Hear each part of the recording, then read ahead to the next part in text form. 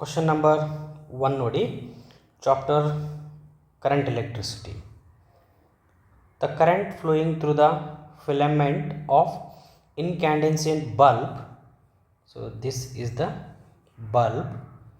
So that is current I is equal to 2 ampere. 2 ampere. So what quantity of charge flows through the filament in 30 minutes? So 30 minutes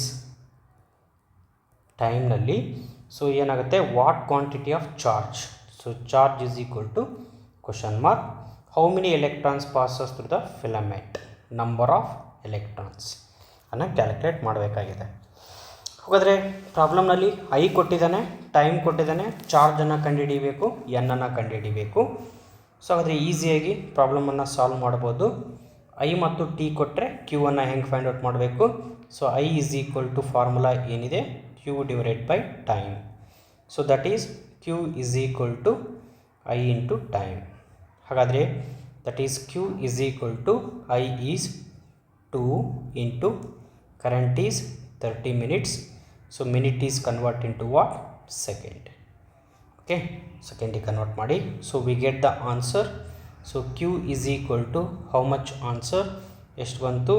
So 3600 coulomb. So this is the answer of charge.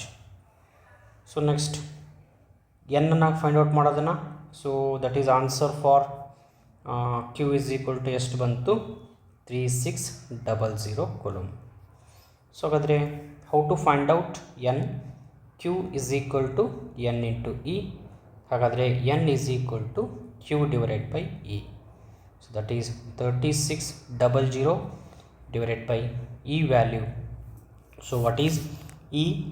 E value is 1.6 into 10 to the power of minus 19. ಹಾಗಾದರೆ so we get the answer n is equal to ಎಷ್ಟು ಬರುತ್ತೆ? 225 into 10 to the power of 22. So this is the answer for the first problem. So second problem ಅನ್ನು ನೋಡಿ. A charge 20 microcoulomb. So charge is equal to how much? 20 into 10 to the power of minus 6 coulomb flows across the cross section of conductor. So ಇದು conductor. So charge flow ಆಗ್ತಾ ಇದೆ. So time is equal to 4 millisecond. 4 into 10 to the power of minus 3. Calculate the current. Very simple problem. Current is equal to charge by time. So that is equal to 20 into 10 to the power of minus 6 divided by time 4 into 10 to the power of minus 3. So that is I is equal to 4 1 4 5. So answer 5 into 10 to the power of minus 3 ampere ಅಥವಾ 5 milliampere. So that is the answer for the second problem. Next problem, a copper wire cross sectional area. So this is the copper wire cross sectional area. A is equal to, so ಎಷ್ಟು ಕೊಟ್ಟಿದ್ದಾರೆ? 1 into 10 to the power of minus 6 meter square. So 10 to the power of minus 6 meter square current. So current is flowing through this wire 5 ampere. Question, current density ಅನ್ನು find out ಮಾಡೋಕ್ಕೆ ಕೇಳಿದ್ದಾರೆ. So current density is G is question mark and drift ವೆಲಾಸಿಟಿಯನ್ನು find out ಮಾಡೋಕ್ಕೆ ಹೇಳಿದ್ದಾರೆ. So ಹಾಗಾದರೆ number of density of free electrons n is equal to 8 into 10 to the power of 28 electrons per meter cube. Okay, ಹಾಗಾದರೆ problem current density. So current ಡೆನ್ಸಿಟಿಯನ್ನು ಹೆಂಗೆ ಕಂಡುಹಿಡಿಯಬೇಕು? Current density is equal to ಫಾರ್ಮುಲಾವನ್ನು ನೆನಪು ಮಾಡ್ಕೊಳ್ರಿ. Current ಕೊಟ್ಟಿದ್ದಾನೆ, area ಕೊಟ್ಟಿದ್ದಾನೆ, ಅಂದರೆ ಕರೆಂಟ್ ಡಿವೈಡೆಡ್ ಬೈ ಏರಿಯಾ ಇದೆ ಫಾರ್ಮುಲಾ. So that is 5 divided by 1 into 10 to the power of minus 6. So that is the answer for this question. I is equal to 5 into 10 to the power of plus 6 ampere. So this is the ampere per meter square current density J is equal to this much. So next drift ವೆಲಾಸಿಟಿಯನ್ನು find out ಮಾಡೋಕ್ಕೆ ಹೇಳಿದ್ದಾನೆ. So drift ವೆಲಾಸಿಟಿಯನ್ನು ಯಾವ ಥರ calculate ಮಾಡೋಣ? So that is drift velocity formula I is equal to NEAVD. This is a formula. ಹಾಗಾದರೆ drift velocity is equal to I divided by ಏನಿದೆ NEA. So I current is 5 ampere divided by N 8 into 10 to the power of 28 into E value 1.6 into 10 to the power of minus 19 into area of cross section 1 into 10 to the power of minus 6. So ಹಾಗಾದರೆ drift velocity is equal to ಎಷ್ಟು ಬರುತ್ತೆ? 5 divided by 8 into 1.6 12.8 ಬಂತು. So minus 25 28 ಒಳಗಡೆಗೆ 25 ಹೋಯಿತು ಅಂದ್ಕೊಳ್ರಿ. So ಎಷ್ಟು ಉಳಿಯುತ್ತೆ ಇಲ್ಲಿ? 10 to the power of plus 3.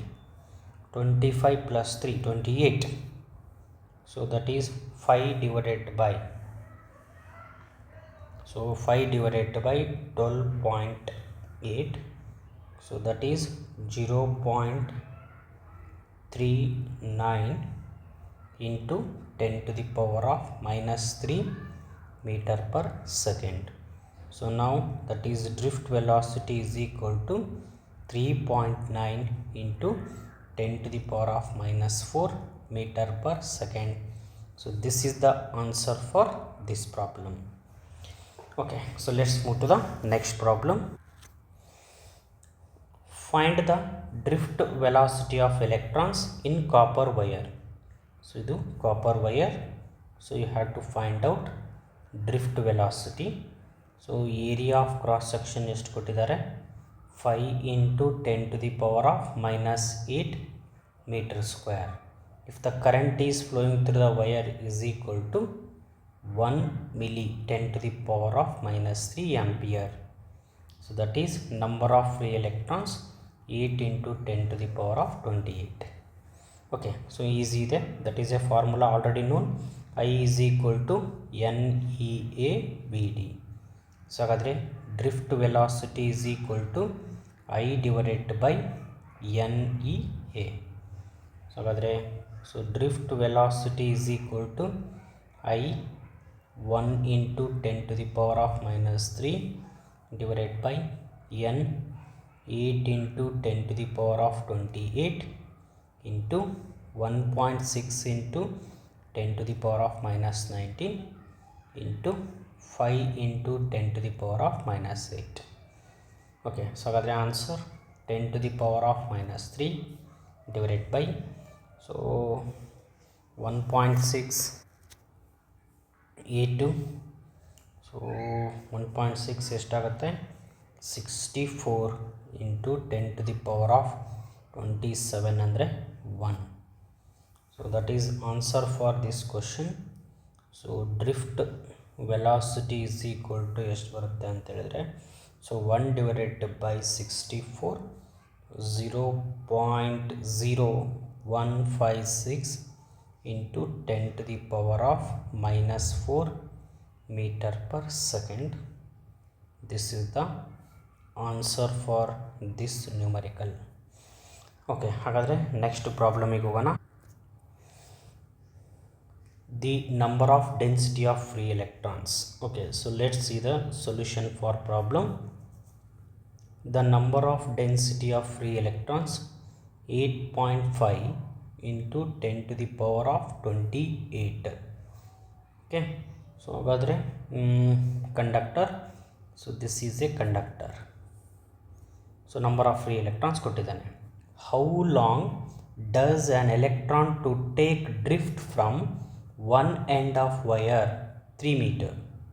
So this wire length of wire is equal to 3 meter ಕೊಟ್ಟಿದ್ದಾರೆ.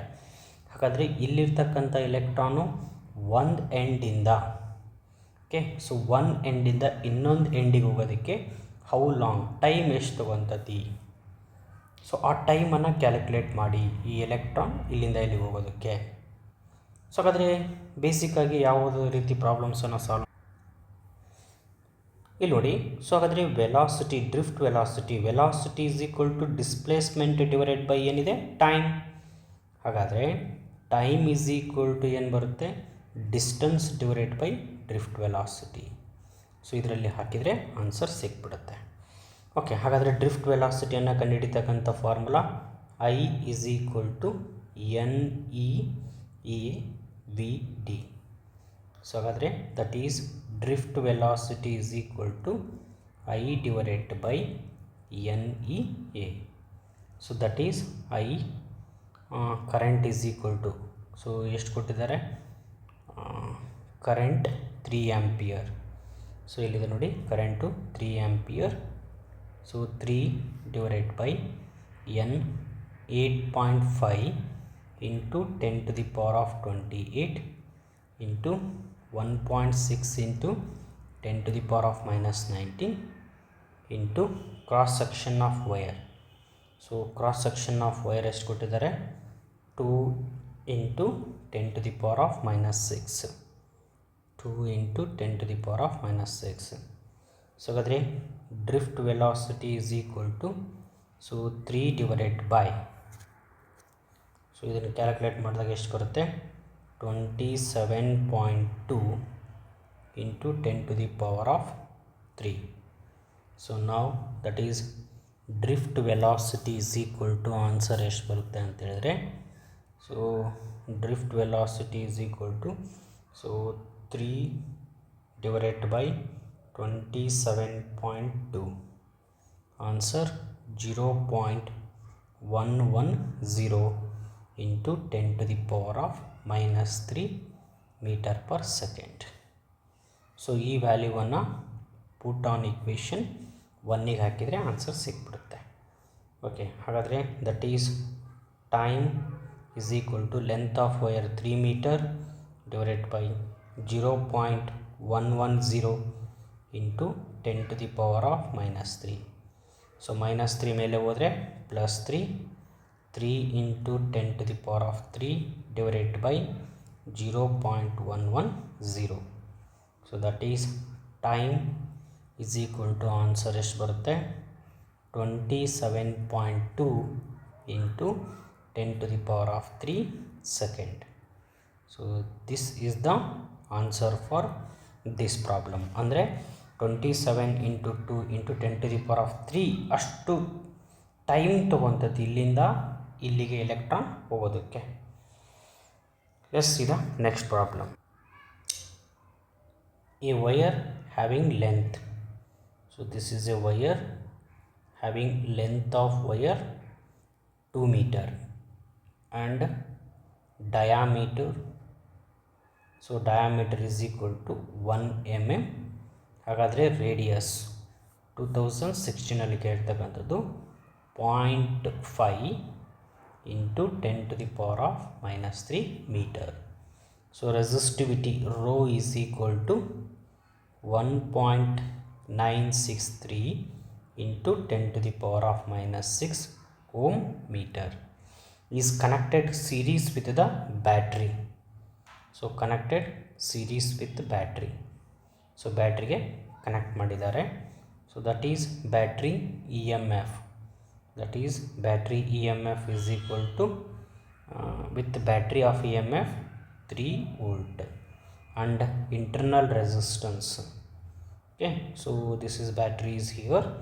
So internal resistance, small internal resistance is equal to 1 ohm.